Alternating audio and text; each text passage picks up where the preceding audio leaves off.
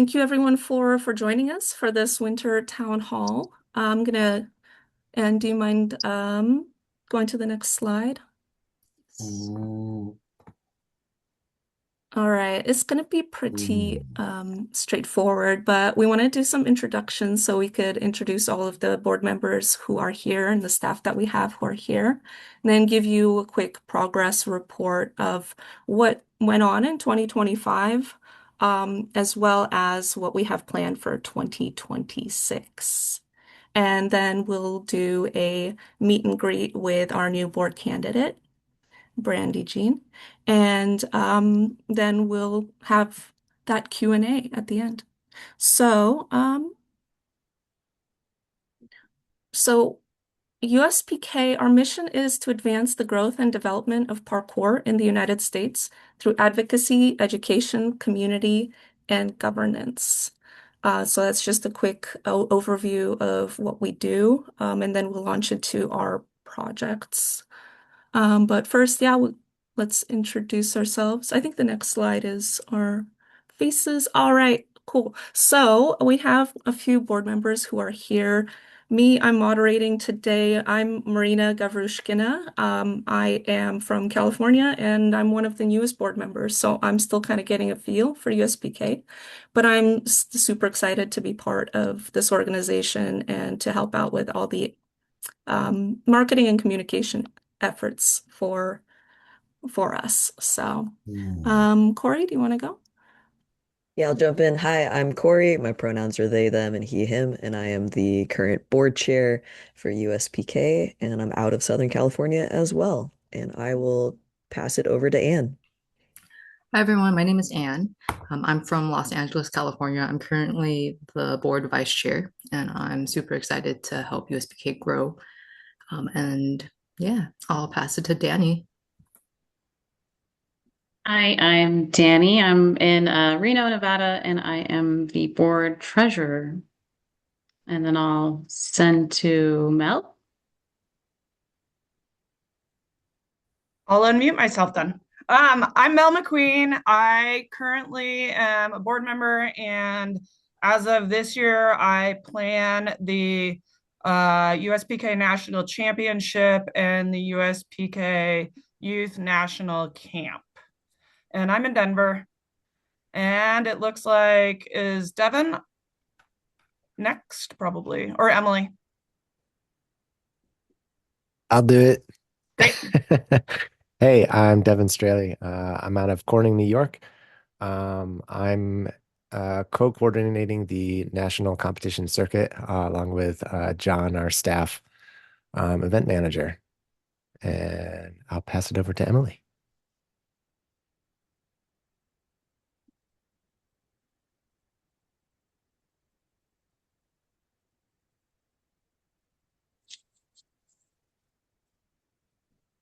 Maybe.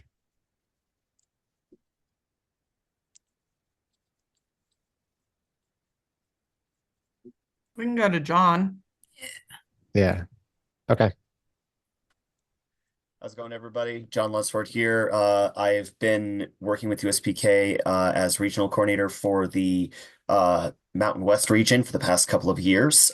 Joining on now as event manager for staff. Going to be focusing on the national circuits, along with Devin in particular and Danny for our registration. Awesome. I think besides Emily, I believe that is everyone who's present, Marina.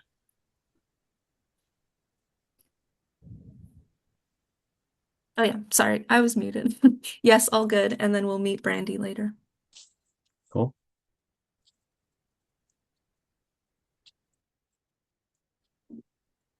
Just a quick note. We highly, highly encourage everyone to be a USPK member.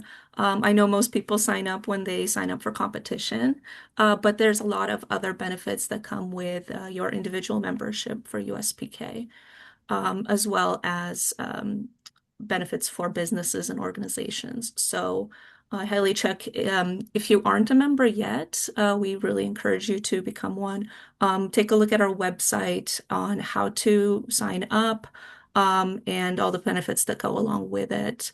For example, for individuals and athletes who are competing, we offer an optional sports injury insurance from Aflac. We just recently switched providers, and it's a really good option for, just keeping yourself insured in case of any injuries, which do unfortunately tend to happen with us. So take a look. There's other benefits on our website. So yeah, just I highly encourage you if you haven't already, sign up. Um, um, Awesome. And I think Corey just put in the link to our website that you can copy paste and take a look at the member perks. Let me know, Marina, when you want to move on to the next one. yeah, we could go on. All right. Right, I think that's me, huh? So since we are at the basically the end of the calendar year, wanted to highlight some of the stuff we did this whole Where last did you year. go? We've been super, super The busy. bathroom again?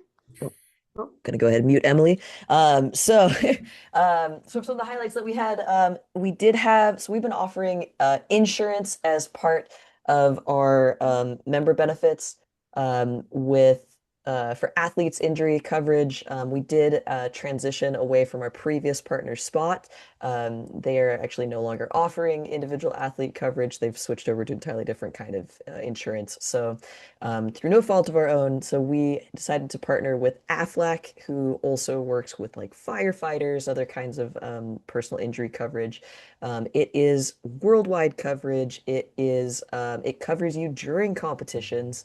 So that is a perk for if you join as an athlete member, you get access to this coverage. And it's only like 20, $30 a month. It's an optional add-on. And yeah, great, great thing if you either have insurance or don't have insurance. You can use it to cover your additional costs if you already have health insurance, and you can use it to cover any injuries in parkour if you don't have health insurance. So really happy to offer that. The other thing that we're working on in the insurance world is general liability insurance. This pertains to gyms and parkour coaching organizations. As many of us who are business owners or have been business owners know, it can be a pain in the butt to get good general liability coverage for a parkour coaching organization. So we're working on creating a nationwide group coverage. It is a pretty big undertaking, but last year we made pretty big strides where we are, shout out to our build committee who created some build safety standards. We worked with a small group of about a dozen parkour gyms who have been around for around a decade um, to get feedback from them on the coaching standards and the build safety standards. Unfortunately, the quote that we got last year from our broker did not work for our needs, so we are still working on negotiating a quote, and we'll be continuing that into 2026. And then a shout out to the events that we fiscally sponsor. If you are not familiar with fiscal sponsorship, it is a offering that a nonprofit can provide so that it supports informal projects to have an formal backing from a nonprofit. So if you're familiar with the Women's Parkour Gathering, the Black Pride Obsidians Gathering, and as well as the Business Conference and Retreat, Art of Retreat, those three longstanding parkour jams and conferences are umbrellaed under USPK's nonprofit status, which is great. And we're really happy to partner with those folks.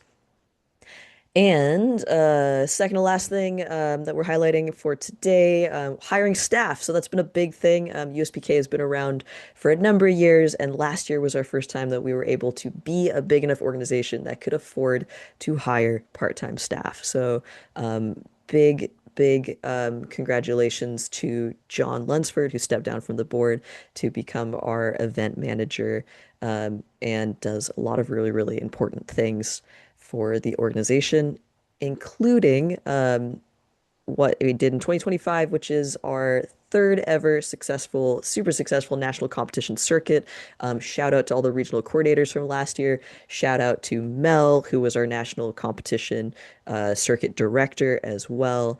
So it was a total of almost, I guess, 1,700 athletes registered to compete in 36 events across 6 regions, leading to a national championship that happened locally here with me in Loma Linda in California. That was at Freedom of Motion. So really awesome year. I'm going to turn it over to, I believe, John for the next slide to talk about our national championships a bit more.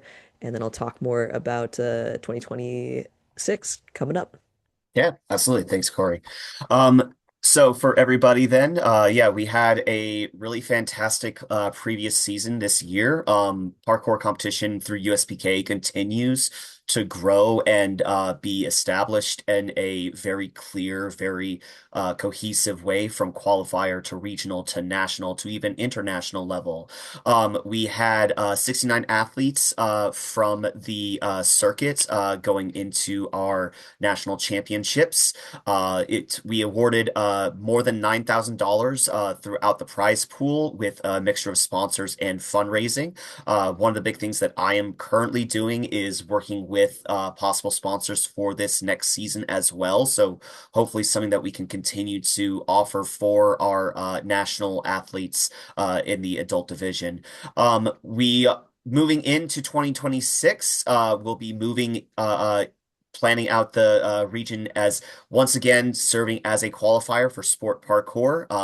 That has been a really fantastic partnership, and we really enjoy working with them. A big goal of that is to try to make national championship this next year live streamed by way of SPL. We're going to be trying to get that working out, and if you have questions about that, or if you're interested in getting involved, feel free to reach out to compteam@uspk.org. That's going to be going to myself, Danny, and Devin. We are here to try to continue to build things out and really make it so that it's all very helpful and clear for everybody. As well as then last thing is just keep an eye out for announcements within the next week or two for our circuits. We have one circuit pretty much ready to go. Registration is just getting finalized up. The other regions are currently being finalized and built out. So yeah, lots of information coming along very soon.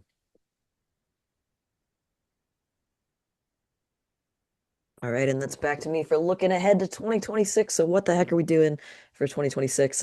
Honestly, the big theme is continuing to do what we do well, what we've done in 2025, and continue to grow those things. So, that stuff like continuing to offer that physical sponsorship for the events such as Women's Parkour Movement and Obsidian Gathering and Art of Retreat. We're continuing to grow our membership participation and improve our feedback.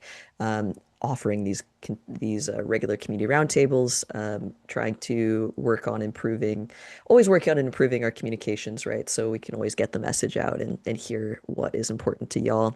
And then, of course, we're going to continue our efforts to offer our general liability insurance. We're going to keep growing the national competition circuit. So expect more of the same, but bigger and better. And I'm going to turn it over to, I think Anne is the next one. Solid, thank you. With some updates for next year as well. We, in accordance to our bylaws, we have regular elections and we do have some leadership transitions. One that is coming up in 2026 is Corey. His term is going to be concluding in January 2026. And so with that, he will be moving away from the board chair position. I will be stepping in as an interim president for the 2026 until we, as a board, appoint someone else for the board chair. But we thank Corey for his service as board chair. I really feel like USPK has grown immensely with all of his effort. Like I can't tell you how much time that and energy that he puts in. He's so supportive, and I'm really appreciative. But yeah, we're gonna move into our next thing, elections and leadership. So this year is our first year that we've successfully run elections. Per our bylaws, regular elections are vital to maintaining a transparent community-led organization. So this allows us to really make sure that it's our community, the voices of our community are being heard. This year, we had lovely candidates apply. Her name is Brandy Jean, and then we'll be talking a little bit about her next. But just one more announcement about leadership is since Corey is going to be concluding his term, we are seeking a board chair, and we are also seeking a board secretary, just as a heads up. Okay. All right, I'm going to move into our next slide, talking about our board candidate, Brandy.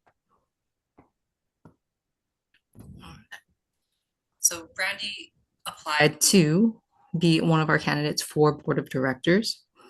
She brings 30 plus years of corporate and government leadership and a deep commitment as a competitive athlete. I met Brandy, I think 3 years ago now, at one of the USPK competitions, and her energy is phenomenal. She's very supportive to everyone that she meets. I love seeing her out there. She also is a competitor herself. She has a son that competes, so she's very immersed in the parkour culture. Her core vision, one, perception, shifting public perception towards safe, mindful training, inclusivity, having parkour be accessible to all ages and backgrounds and all, I'm sure, like all physical abilities, growth, supporting youth and professional circuits.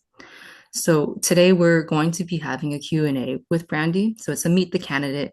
And today I will also be opening up Election Buddy, which is how USPK members are going to be voting. That'll be up by end of today, and you'll be receiving an email with details on that. Voting is going to begin today, and it closes on December 22nd. So we're able to confirm Brandy as a member of the board of directors. And then we will be announcing results on January 3rd. Okay, so I'm gonna turn it over to Brandy. Brandy, you want to introduce yourself, and then I'll start asking some questions. Absolutely. Thank you so much, Anne, for that introduction. I appreciate it. It makes me smile just thinking about it. I've met so many members of the board, but also so many athletes. So my name is Brandy Jean, and I reside in Arizona. As stated, I have a son who participates in parkour. His name is JJ. Some of you may have heard of him. He had a fantastic season last season with the support of USPK, and I've been along for the journey. And because I'm a supportive parent, I also just fell in love with the sport itself. Um, I have two other kids who are also competitive athletes, and I'm a lifelong competitive athlete. So I started my career as an athlete as a competitive swimmer, and then I moved into competition soccer. And I went to college and played soccer, believe it or not. So I've been around and around the circuits of competition, and certainly not a stranger to boards of direction and community, and also with leadership. Um, I've been in aerospace for the majority of my actual corporate career since I started, so almost 30 years of experience. I have a degree in engineering, but mostly I support organizational leadership and management, which I think is the real reason why I was called for service here. I absolutely am an advocate for the community, and this sport in particular has my heart. It is absolutely one of the most contagious, communicative, community-oriented places I've ever been, where every single person has an opportunity to participate and have fun, make friendships. And I've never seen a sport that's competitive, but also only better when the competition is better. So the better the competition, the better the athlete. And that's unusual for a sport to be competitive and also be so supportive of no matter who's doing what in the sport. It's always exciting to see. My vision is really in alignment with how USPK is this inclusive community. I've seen a lot because in Arizona, we don't really have a place to practice parkour. We rent space from lots of places who are open to having us, but we largely are outside. And I've seen how being inclusive for people who are just curious to what you're doing can do for the community and how it helps it grow. So, all right, Anne, ask me some questions. All right, thank you so much, Brenda. I'm so excited to get this process going. All right, so first up, we'll talk a little bit about protection, education, outreach. First question is, and you've mentioned it a little bit, but what specifically interests you about serving on the board? You mentioned your personal vision, your personal growth. Where do you see parkour in the next 3 to 5 years? That's a really good question. I think that parkour is just going to explode. In 3 to 5 years, this is probably going to be the most talked about sport in the United States of America. I think that it's on the cusp of having that opportunity right now. I'm so grateful to be in on this foundational level to help with the outreach of the sport. And like I said, in my mission is to help people understand parkour is the foundation for every sport. That's what I truly believe. And without it, you're not as agile, you're not as fast, you're not as um, body aware. And I believe that really helping change the mindset through this community and through outreach is going to help other parents, let's just say it, parents that think that parkour is jumping off of buildings at high risk instead of it's the safest sport that I've ever participated in as a adult and learning how to progress through movement, learning how to safely fall, all of the barriers that we have through progression are built through the foundation of the sport. So I just see it going gangbusters, for lack of a better term. It's going to be the alternate sport that people go to so that they can be successful later. Right now, there seems to be in the youth sports particular that if you're not already a top athlete by the time you're 10 years old in a different sport, that you're nothing and you're never going to go to college and all that stuff. And I think it's bullcrap. I think it's absolutely unnecessary to have to pigeonhole yourself into one thing that young just so that you have a chance at something and later in life. And I think that this sport has the way to expose some of that craziness and offer a true foundation. 100%. Austin in the chat says, give me all of those youths that have been sidelined by our competitive sports model. And right, like we Yeah, don't have to compete in parkour. There's so many different ways to go about parkour. I love it so much. And like you're saying, so many life 100%. lessons, right? Yeah, and it's for every type of person, right? So even if you have or need adaptive exercise, it's an outlet for any type of person to do any type of parkour. And I think that's going to help change it, and the perception will grow. And like I said, we're just going to explode. It should be in every gymnasium across the United States where PE is right now cups. Awesome. All right, we'll move into a little bit more of a community based question. In your opinion, what is, I guess maybe not the single biggest challenge, but what are some challenges you feel that the parkour community is facing right now? I Yeah. think there's a lot of them, but when I take a step back and I look at what challenges I see from the community that I'm most involved with, it's that there's a huge disparity between um, the pro athlete and your ability to be an athlete as well as a coach, as well as a gym owner, as well as a travel across the United States or maybe even abroad. There is a large gap to the financial piece of this, but there's also a large gap from a professional's perspective. I don't think that's something that I can tackle right away, so I'm going to choose to talk about something a little different. And one of the challenges I see is communication. So the communication gap as a parent of three athletes, I see the gambit of such good communication. And I'm going to use an example where I sign my kid up for a sport and I get a calendar with every single thing, when payments are due, when travel is scheduled for the entirety of the season versus not really knowing where our national finals is going to be until maybe a month before, and not being able to participate because we don't have the plan to backwards impact those parents for travel or those coaches for travel and support this community so that we can move better together.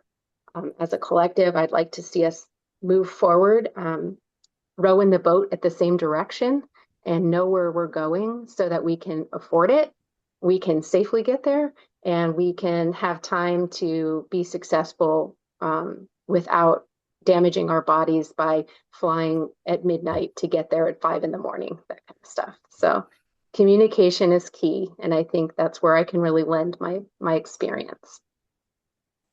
Fantastic. I totally agree. It's yeah. I think we all know we've all done the we get there at like 6 in the morning and we have to compete in 3 hours type of thing. Mm-hmm. Mhm. Or you're there all day for 12 hours for Yes. your youth, and then you wake up at 5 in the morning and have to compete for yourself. Yes, right. All right. So we'll move into the next thing. You've talked about like your professional and volunteer and leadership experience. Do you want to add anything else to how your experience is going to help you? You mentioned that communication is going to be a really strong like influence for you. And then just wondering if you wanted to add to that. Totally okay. If not, we can move on to the next one. I think I'm okay. Once people get to know me a little bit, they'll find out that really my communication and my passion are led with my heart, and I'm truly a supporter of every athlete. I know if you've succeeded, whether you've won, right? So it doesn't matter if you're competing or not. I've seen your progress to finish a challenge that maybe you walked away from 10 years ago and came back with. And I'm such an advocate for that and a supporter of every single victory that people have had, especially knowing where they've come from or where they've come back from. So I think I'd just like to add that. I'm the consummate cheerleader for everyone. Yes, definitely. All right. And then I think this is our last question before we open it up to the folks on the call to ask you some questions. If elected, if confirmed, what would be your top one or two priorities or strategic focus during your first year on the board? Um, I definitely think the communication piece in the first year, I can help use my direct experience in my corporate life. I manage billion-dollar programs, and they're for the government. And I know that we have milestones and deadlines and all kinds of things, and I'm able to backwards plan really well. And my organizational skills to get there, I think I can readily provide for this organization to utilize, especially some patents that I have on tools that are used versus us all just trying to figure out a plan, that kind of thing.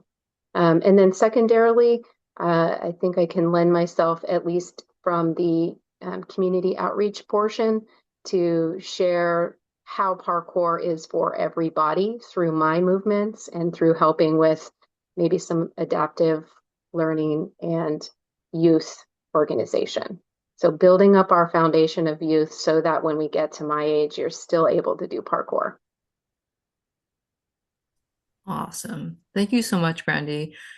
I really appreciate all of your time. I'm going to open it up to folks. You can go ahead and raise a hand, or you can even ask a question in the chat if you have any other questions for our board candidate, Brandy Jean.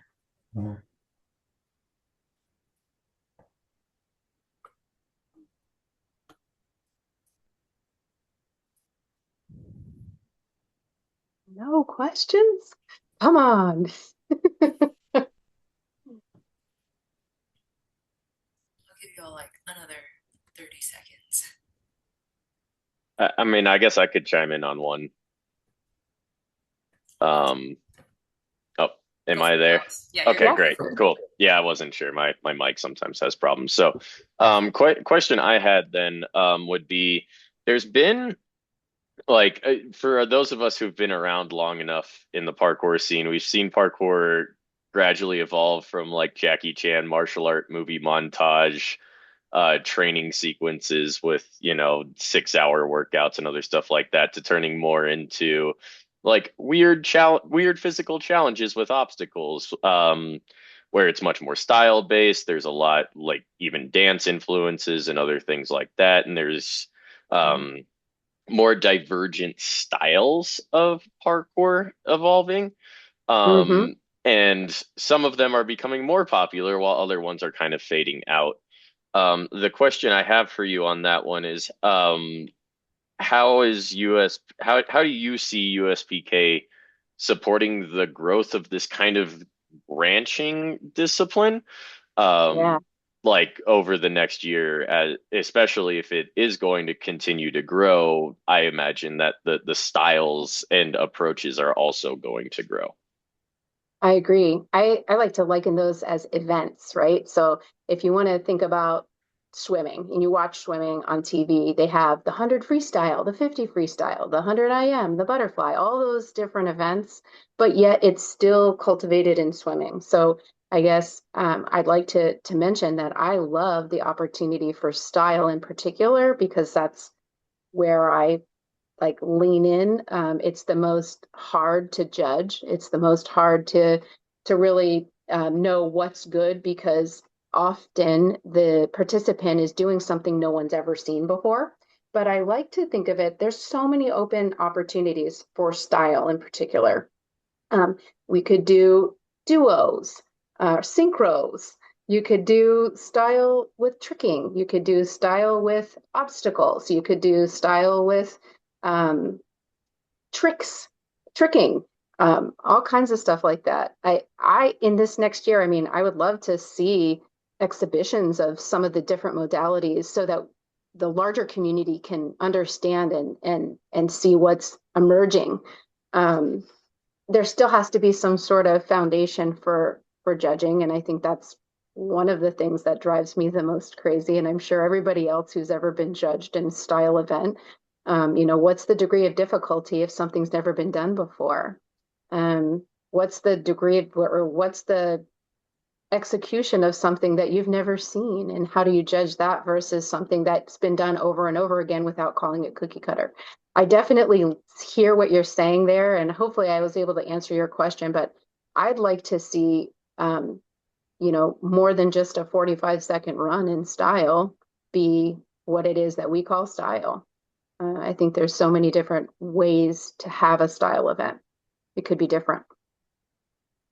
Yeah, no, thanks for that. Yeah, it gives some insight into kind of your thoughts and approach to competition, which, I mean, what is one of the main things USPK is well positioned to do, because obviously people will just train what they want when they want to, but Right. like having those standards, or having those standards, or like facilitating those type of events, right? And that's where, like, we see stuff with like gizmo battles and stuff looking very very different in style from kind of the SPL big trick focus or the Red Bull style of competition. So yeah, it seems like it'll be an interesting challenge to navigate. I guess oh, there is another question in the chat, so I'll leave it be at that, but yeah, thanks for your response. All right, thank you so much, Charles. From Amanda in the chat, they're asking, how would you increase adult participation or increase longevity in the sport? While it is a great movement practice for youth and has direct impact on athletic performance for those who participate in other sports, how can we create lifelong movement habits? I love this question. This one is absolutely near and dear to my heart. I know that the adult participation could increase just by opening the door, right? So our organization where we are, they have always had an adult program, whether it's one person or 30 people, and that adult program is teaching the basics of what we're afraid of as an adult, and that's falling. And understanding how, if we could get to the community my age and let them know that your hips don't have to hurt because you fell, your hips could hurt because you learned how to fall. I'm just kidding. But I, other than doing it, I don't really know how to get it out there to my generation. I'm a Gen Xer and I'm always up for a challenge to trying everything. But one of the things that I did think of is there's a level of embarrassment when an adult is only exposed to this sport in an environment that's competitive. And you're often dropping your kid off at a location to do something. But the invitation while you're sitting there waiting for them hasn't always been welcoming for the adult who might be there on their phone, or maybe they're working because the class time was still at 4 o'clock and they're not off of work yet, but they still want to support. But offering the adult time to do the sport while their child is doing it was the reason why I started. So instead of just dropping my kid off or sitting there on my phone for the hour or 2 hours that they're there, it was an open opportunity to participate while my child was there. And I think that that started me down the path of understanding, and also not expecting me to do a front flip on day one, or, you know, really we just learned how to warm up our body. And that's something that I've taken from my experiences. I need 30 minutes to warm up before I can even jump off of a building or jump off of a block or even do a vault. So the foundation of parkour could look a lot different for the adult community versus them thinking right away that they're going to have to jump off of something or hold on to something, or my hardest thing is gapping something. Um, and that there's different ways to teach adults than children. I don't know. I want so many people to do it. I want everyone. Awesome. Thank you so much, Amanda. I'm gonna move. We have a hand raised. I think it's maybe Nico. Yeah, hello. Can you hear me? I can. Awesome. You mentioned that you think parkour is about to explode, and I would love to hear more about that from you because I feel like, some of us have been in parkour for a long time and we've seen this ebb and flow of parkour gaining popularity and losing popularity. And so I'm just really curious, what ways you think USPK is going to support the blossoming of parkour again, bringing about the next big boom of parkour. I think that this is more of a what I'm seeing from just the outside looking in youth sports in general, that there is a narrowing of the minds of a lot of adults in other sports. And they're looking for ways for their children to be athletic and outside, and also learning without competition or without specialty. And I think that's just a cultural shift that I'm feeling and seeing in the youth organization itself. And what's driving that is what I talked about a little bit earlier, and that's that specialization. That if you're not already, a national level athlete in baseball by the time you're 11, then you're never going to college to play baseball. And I think that there's a dissatisfaction with that specialization of a sport for the youth in general. And this sport is something that I believe that people, once they see it and are feeling it, and the sport is growing visibility online. So their kids are seeing the YouTubes and the shorts and the Instagrams and all of the things. And they're wanting to do something different and not be pigeonholed into having to do one sport every day of their week, and experiencing different things. So that's what I mean by the explosion. And I think that USPK can help cultivate that by really honing in on the build of the youth organization, right? So foundationally helping the stepping stones so that this community's youth doesn't also have to be a national level athlete by the time they're 10 years old. And I'm seeing it, I saw it this year. In years before, it was basically, if you're not an adult, then there's nothing for you to do in parkour, and developing that youth organization so that there's something for them to be or do, and really organizing that a little bit, maybe even structuring it a little bit differently so that they can find the build in that.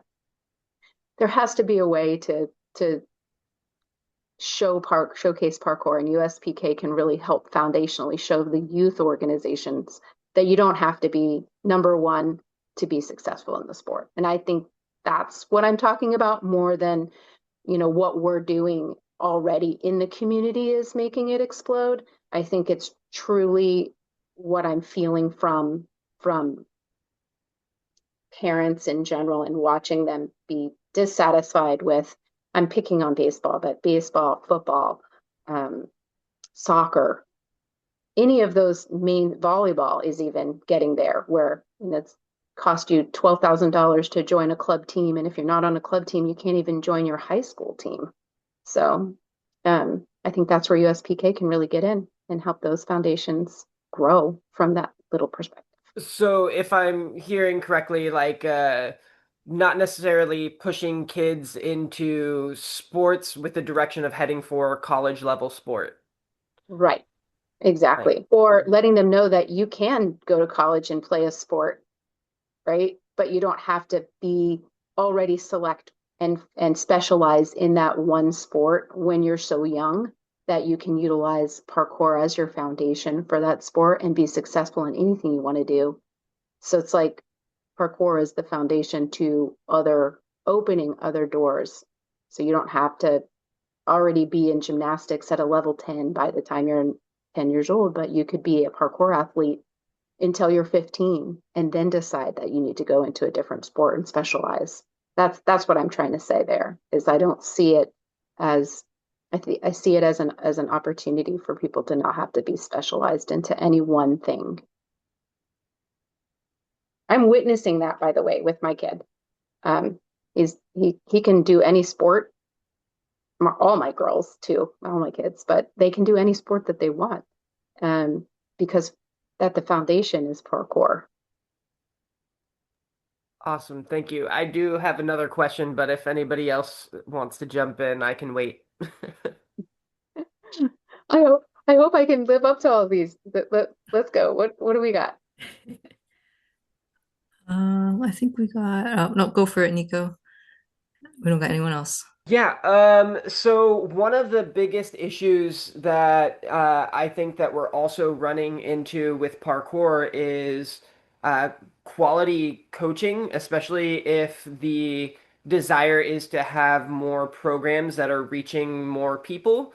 And I'm just curious what USPK's directive is on trying to make sure that there are actually quality coaches to provide these programs to the youth and adults, because I think that's one of those things where we have these amazing kids that we are building up, but then we end up losing them to something like, going to college.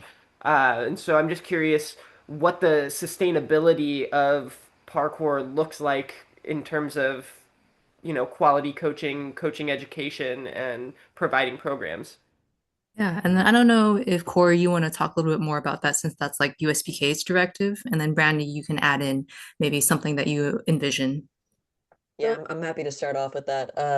So with coaching, also hi Nico, good to see you or hear you. Um, with coaching in particular, there's kind of different. There's a couple different mechanisms, levers that we can pull as a governing body. One of them is the competition circuit. Honestly, something that USBK talked a lot about when it was first founded. Also, even before my time, was the question of how competition does. Uh, few create formats for what the sport looks like, right? Which, not all of us are deeply motivated by competition, but I think even the board members and community leaders within USPK who are not motivated by competition see the importance of competition setting what the format is. It does set how athletes choose to compete in gyms for, working towards competition teams and things. So that's one lever to work at is to make sure that our competition formats are accurate to the sport itself and is not a misrepresentation of all the history of parkour. Um, Separate to that, another lever that we're really working on is the general liability insurance.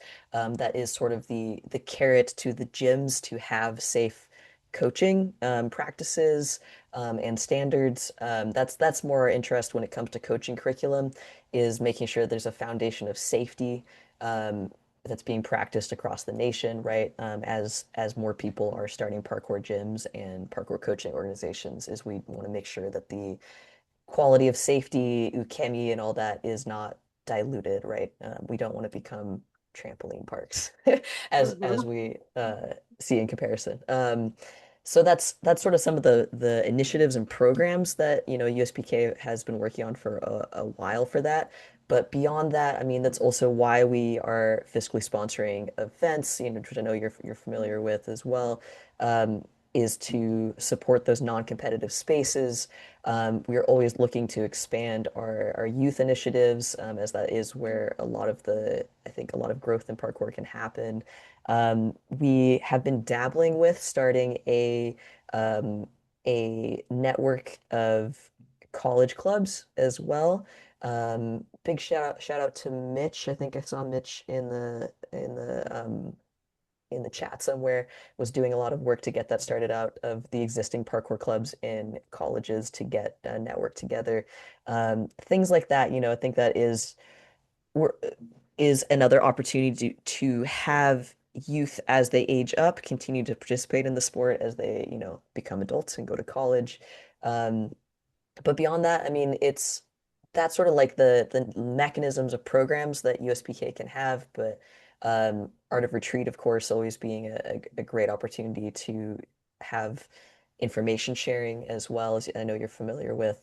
Um, and beyond that, we're always open to feedback and ideas. But our big goal is to make sure that USPK is sustainable and, competition circuits help maintain the sustainability of the organization through membership, same with the various events that we have, and then same with general liability insurance, is providing that offering helps us grow as an organization that can do more and more. I hope that answers your question. Thank you.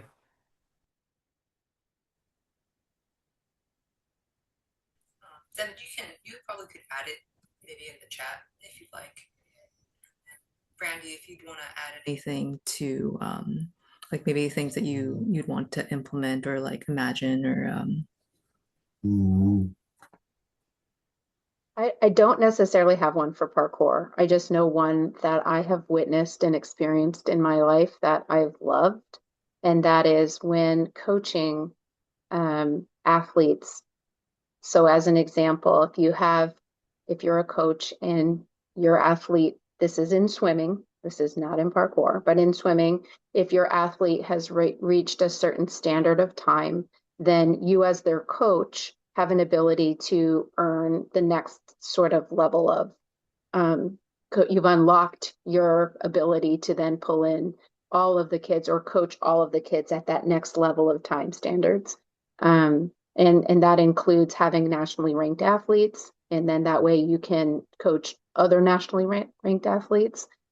That's just something I have seen in other very organized, very large organizations. I think parkour is a little bit too small to have that, and it's also too centric on the clubs in the community, and also the teams that are small. But it's something from a long-term perspective. If you think about, no one just wakes up and it becomes a coach of world class athletes, right? They spend years and years and years of training, um, becoming that top coach. And there's something to be said about the coach who is a coach, right? I mean, it's the most under-ranked position and often pushed to the side. One of the things that I don't like seeing in competitions is when coaches are not allowed on the floor with their athlete. So maybe that's something from a coaching perspective that we could change at all levels. There isn't any reason why the safety of an athlete should be in jeopardy because their coach can't be next to them while they're trying a skill, as an example. They're not allowed on the floor when they're used to having them there all the time, that kind of thing. But anyway, that's a long time to go. all right. Well, thank you, Nico, for your question. I think Devin also responded about like some quality control as well and how competition can really complement that quality control. I'll leave it any last questions before we move on to kind of like closing out.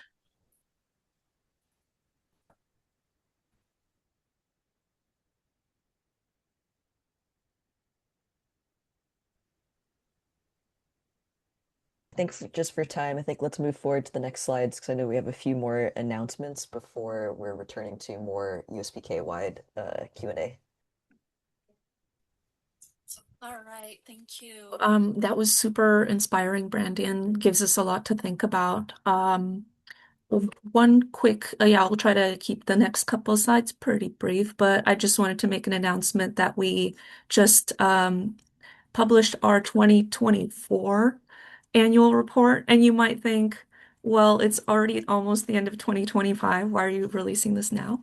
And it's actually kind of an exercise in looking back at the start of USPK, where we began, and where we're going to go from here. So this annual report, it kind of talks about the history. It talks about where we started. It honors all of the Jumpstart supporters who made USPK possible in the first place, as well as it's kind of the beginning of more efforts on transparency on our part as an organization. So we do plan to do these yearly, and we'll have the 2025 one out earlier than the end of the year. But so this is kind of a good way for us to show you what we are up to, what we have done, the finances behind our efforts, and to really thank the people who've supported us over the years. So check it out. It's a PDF. It's on our website at uspk.org/news. It's our first ever annual report. Corey just put the link into the chat, so check it out when you have time. And let's go on to the next one. Okay. All right. So you might not know today is Giving Tuesday. It is the start of the giving season for nonprofits, and today we're launching our end of year fundraiser as well. Um, all of these efforts are through the collective efforts of a lot of volunteers, the board members, the regional coordinators, all of the parents who volunteer during competitions. Um, None of this could be possible without everyone's support. And this end of year fundraiser is a way to offer you guys the opportunity to support the initiatives that are coming up in the next year. So I highly encourage you guys, if you are able to support us financially, we have a donation page on our website at uspk.org/give. We are doing a match, so all the board members will be donating as well to kind of match any donations that come in this year from the rest of the parkour community. More information is also on that page. We also have a t-shirt or merch um, announcement. So we had one of our former board members, Melissa Way, design a very, very cool limited edition shirt design for us. They're on sale now. Oh, yeah. There they are. Thank you, Anne. So this is going to be available for the month of December. We're selling these as a fundraiser. So all the profits that go from the merch sales go directly to supporting USPK initiatives. It also gives you the option to make a donation when you're checking out. So if you have the ability to support us, that's a really great way of doing it. Also, there's not just t-shirts, there's hoodies, tank tops, there's youth options as well. So check it out. It's pretty awesome. So I think that's about it for me in the interest of time. I'll open up the Q&A if anybody has any questions for all of the board members or Brandy. Yeah, feel free to raise your hand or type it in the chat.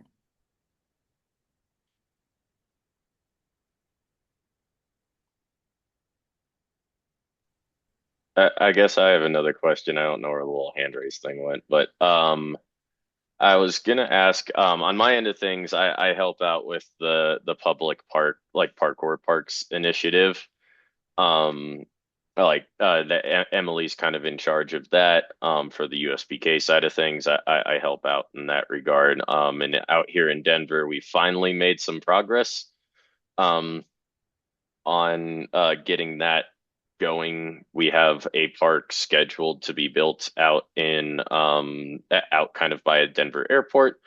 And in that process, we the park designer who's Colin McDonald of PKV fame has provided us with a lot of the like back end related material around like the building standards and other stuff um, that could help a lot of other people become like succeed in this. So one thing that I kind of wanted to ask is how are these kind of initiatives fitting into USPK apart from like a subcommittee? I've personally built a little website that hosts all of that information, but I would like that to become a tool that is more widely available to everybody across the US. But I don't know if that type of stuff is strictly within USPK's purview or if it's just more of a subcommittee activity that kind of is facilitating these individual groups who are trying to make these efforts. So I guess that's kind of my question is I know competition is a big thing, the insurance stuff and supporting gym owners are also a big thing, but um, from my perspective, one of the big things that can help parkour have that extra growth moment is having a place where it can become publicly done to where it is not paywalled by paywalled by private business, whether that's a parkour gym or a tramp park or whatever. So yeah, I guess if you could kind of speak to that topic and what how that fits into next year's plans. Yeah, I'm happy to jump in on that one as well. Um, Very pro parkour parks, I think, as many of us old hats are, we are how do we keep parkour free and or at least accessible, especially as parkour serves a variety of folks from different kinds of social economic status, right? And many of us were initially attracted to parkour because it was a free activity, and we don't want parkour to become just a pay as you play pay to play model where you have to, we love a parkour gym and also we want to make sure parkour itself stays accessible. Um, so broadly, yes. Um, I mean, I want to maybe like push back a little bit on the subcommittee. It sort of sounds like it's a very small little thing. It's actually a really, really important thing that these committees exist in USPK. Of course, USPK as an organization is working on how do we stay sustainable, and part of that in this society that we live in does mean that we do have to, as an organization, make money, which does mean, that's why we have had to focus on competition so much, right? To grow the organization, to actually be able to hire and pay staff. If you've ever had a frustration that you don't know what USPK is doing, or it seems like it's not happening fast enough, that's because volunteers have their own full-time jobs and then they're trying to do USPK on top of that, right? So having, eventually full-time staff speeds up what USPK is capable of doing, right? Then it becomes a question of how do we make things financially sustainable, that is staff led and volunteer supported. So that is why it probably feels like there's a big focus on competition and general liability insurance. Those are our big pillars when it comes to funding the organization. But that being said, it's really important to provide, free resources wherever possible. That's why, like, we do want that parkour park, advocacy committee to exist, is to provide resources like that. Marina is a marketing and communications expert in her day job. She's been taking on some of the larger communication strategy. So I would suggest, Charles, to get with Marina to talk about some of those opportunities of how can we, you know, publish some of those things, possibly on our website. I know we've kind of talked back and forth about some of the resources that you've done a lot of work on over the years. So that's kind of like the short-term thing. Also, long-term, fiscal sponsorship as well is a mechanism that can work towards supporting grant writing for, parkour parks. Looking at how the skateboarding community has done it over the years. Also, shout out to Parkour Visions and the work that Parkour Visions has done over the years, and looking at other fiscal sponsorship models, such as like the Seattle Parks Foundation fiscally sponsoring, like the parkour park that Parkour Visions is a part of, out in Seattle. So that's another mechanism for supporting like the finances side and the fundraising side that goes into parkour parks. It is a slow burn though, because parkour parks, as we know, take 5, 10 years to actually happen. Oftentimes we only hear the exciting part about it being built, but like the years and years of advocacy that have gone in beforehand, in a local city, and all the work that you've been doing, that's why we want to maintain that subcommittee. So there's just like a monthly meetup for folks that are trying to keep the momentum going. But that's our current mechanism with it. And Yeah. again, always open to feedback. No, actually that answers, and I wasn't critiquing like the current focuses. I actually think the board's current focuses are appropriately aligned. It was more of you got to answering the question at the second half, which was more of like what is the scale and scope that is appropriate for USPK to be doing that work. So I'll reach out. I'll reach out in regards to like getting things shared on the website or making those kind of resources available and that like grant writing, or at least like named support behind like local initiatives is something within the purview. That was kind of more of the question is like how does USPK factor into this apart from being a space that facilitates that monthly meetup? Uh, Now that there are things to put out there, right? Like over the past year or so, that meetup's been great because it's like, yeah, there's a few of us from around the country are interested in these things, but it was now that there's potential next steps or things to take, that's what I was kind of asking about. I think I was just asking about it in a rather circuitous way. So, thanks, Corey, for the clarification there, and I'll be reaching out in that regard. Sounds good. Thank you.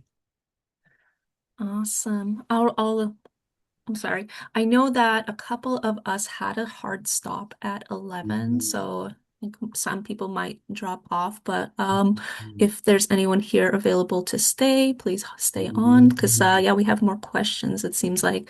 PKV?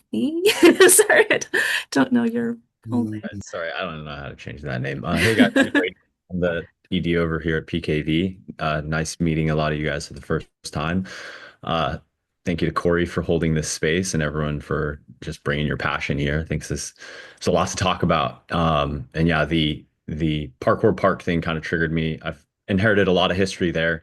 Quick backstory, like Garfield Superblock, it's like a 2 point something $4 million rebuild of a park in Seattle, and PKV, Colin McDonald, Garrett Moore, Plesco Moore, he raised $700,000 in grants to help make that possible. And we are still fighting on a monthly basis to get the city to deliver on a lot of promises it's made. So it's looking very promising. Progress is happening, but yeah, that's like a long-term battle. I would invite any local people who are interested in that long term to focus on place-based advocacy. It can be as simple as getting into your local schools and getting them to allow you to train parkour on their playground. It's a great way to build parkour programs really fast. I invite you to get into your cities and like we've approached cities and said, hey, we want to run parkour classes in your park. And they say, cool, do it. Just don't ask permission. And that's a great form of permission, right? So having that expectation of what is allowed and what's not allowed. We've had a lot of great luck at University of Washington, whereas the University of Portland has like chased us out of there. So, anyways, yeah, I think there's a lot of work to be done in small things that can lead up to those parks. But yeah, and if it we are happy to throw our name behind any coaches that are trying to start local programs. So if it's like getting into schools, also Corey or really the board here, we're trying to open up our coaching program to be more of a mentorship program, but where you can either pay or you can contribute, and that would be your form of payment. So just trying to open up the dialogue and support local coaches and whether it's the business side of it or the social emotional side of it or whatever. But yeah, I think that's, if anyone has, if you have an opportunity to open a parkour park, reach out to us, reach out to USPK. Like, whatever we can do to make that available is awesome, and we want to see it done, and we'll provide resources however we can.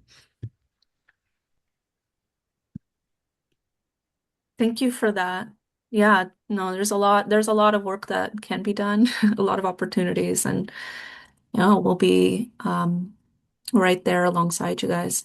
Alrighty. We have another question in the chat from Tyler.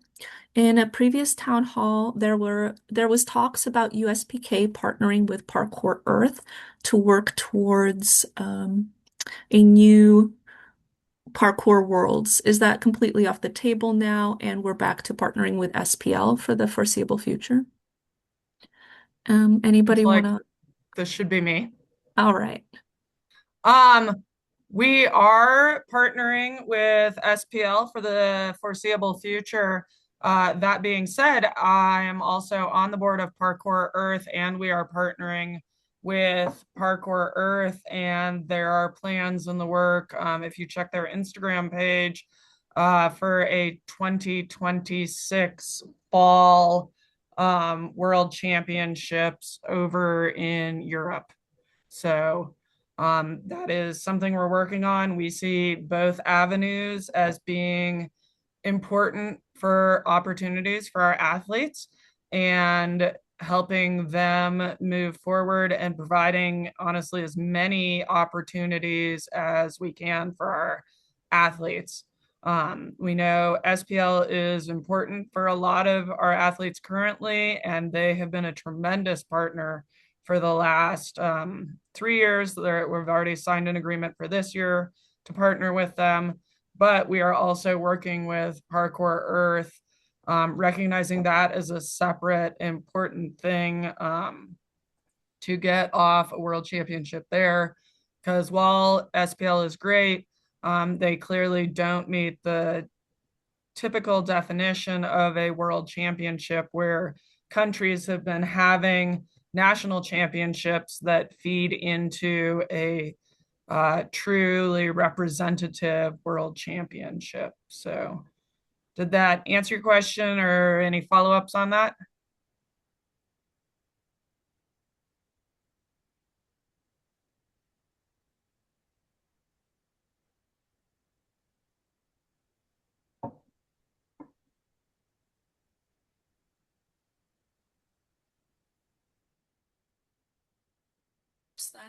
All right. Anybody else have any questions? Oh wait, hold on. When you um the more opportunities, the better. Is there gonna be any qualifiers then for the US to enter the Parkour Earth Worlds? So I Uh, so the current plan is that our national championship will be the US qualifier for the Parkour Earth Championships. They are still reaching out to other organizations and countries looking for more qualifying events because we are honestly at the forefront with having a national qualifying event. And so, one of the things that's kind of held us back is that most countries at this point, there are about 3 countries that are running a true national circuit qualifying event. So just having those 3 countries there is hard to call it a world championship. So one of the things Parkour Earth is working on is helping other countries try to create those opportunities. So they are currently looking for other countries to offer qualifying events, but ours will be the US qualifier.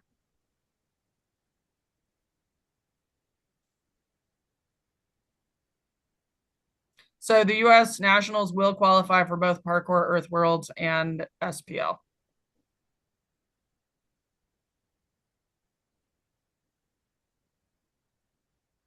All right. I guess that answers that question. Does anyone have any other questions for the board or for Brandy?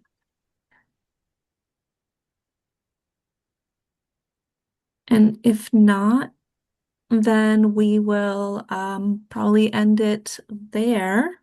So I'll give you guys another minute or so. And then if y'all have any questions, you are more than welcome to email us at contact@uspk.org, and then we will definitely have someone get back to you. And lastly, just a last minute push for if anyone wants to do anything with competition by way of volunteering, or if you know of any gyms that want to host a qualifier, or even if you know of any possible sponsors that are interested, feel free to send them over to the comp team at uspk.org. All right, thank you guys. So we did record this, and so we'll be sending the recording of this town hall out to everybody within the next few days. So keep an eye out for that. All right, well then, thank you everyone for joining. And yeah, we'll see you at the next one. Awesome. Thanks, everybody. Yes, appreciate it. All righty.